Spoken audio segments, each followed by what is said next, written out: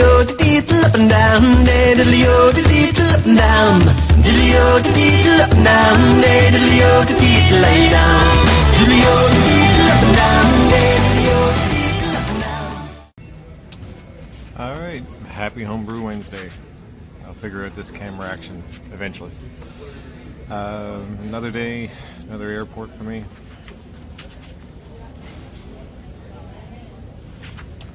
This time Toronto, Canada. About on to go, really, here in the homebrew situation for me. You may have checked out old videos if you haven't. I did a couple of little experiments a little while ago. One I call it success/failure. I always been getting some kettle truck come through where I just use a little copper manifold, and I just assumed it was garbage, and I always toss it out with the wash. But I ended up putting it to test, and on my last batch I had a lot of flaked ingredients, so there was more than usual. So that's not me. So I racked that to a 3-gallon carboy, and I let it ride for the same amount of time I did for the clear wort. The first beer was perfect, bang on. I used USO 5 and I fermented it real low, around 13 degrees. Might go lower again, and it gives this peach ester. If you haven't played with it, it's actually kind of nice. Beer usually doesn't last that long. But the second one, the Trub, it actually compressed down to about 2 inches, which I was really surprised by. And the final product was fairly clear. I'll try to get a picture in future videos or whatever.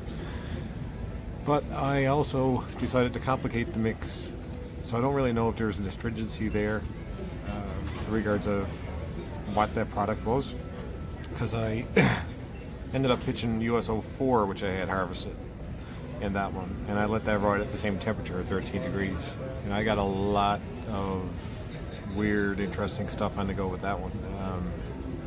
It reminded me of a Saison. There's that like mouthfeel and a little bit of funk, but I wouldn't call it desirable. I was just really surprised by what it turned out. So, like I said, success/failure. Coming up, I have. What am I doing? Here in Canada, if you're watching from elsewhere, we have our first annual National Homebrew Cup, or National Homebrew Day coming up June 1st. You may see videos online. I don't really know of a whole lot of Canadian YouTubers, so I may be one of the only guys. I'll try to take a video, but my local homebrew club, the New Fermenters, they asked myself and actually my neighbor to try to show people that you can actually make kits interesting, because we have a lot of new brewers here. Our club just recently made it over to 1,000 members, which we're pretty proud of, and we have a lot of silent members. We're assuming it's just basically people interested in kits, things like that. So we're going to do kit mods. My friend, I believe, is going to do a partial mash, and me, I'm just going to try to explain what they could be doing different, like knocking down their chlorine, what you can add to it. It didn't have to be grain.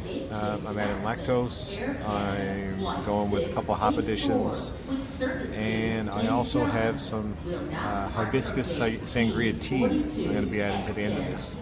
And I'm pitching Kveik yeast, or Kveik, K-V-E-I-K. Very excited to be playing with that, especially with a new stir plate. Another video below is, as I said, the stir plate video. Made that the other day, pretty impressed. It's do it yourself, so there's a combination to get it to work right just yet, but I believe if I get my voltage control out of it, it's going to work out pretty good. That's something else I'm working on. And other than that, taking a small little break from Facebook, which is kind of nice, to be honest. I got a few groups on the go. I got the Yike registry, which I just started up. We're trying to get people mailing yeast where it's so easy to dry and very robust. And I actually have a couple of strains coming in thanks to a member of that group, Gene. EKG. If you end up watching this, thanks a lot. I have Midhurst and Simonitis coming in, which I believe Simonitis is Lithuanian yeast. Pretty excited actually. It's funky and sour, so should be pretty interesting. Midhurst, pineapple, coconut notes. Sounds like my wheelhouse. Other than that, I hope you guys are having a good time brewing. Love the hobby. And if you have any questions or whatever, just feel free to message me. I kind of love responding. I like the interactive part of this whole thing. Anyways, guys, happy Homebrew Wednesday and keep things real. All right. Much for the finger.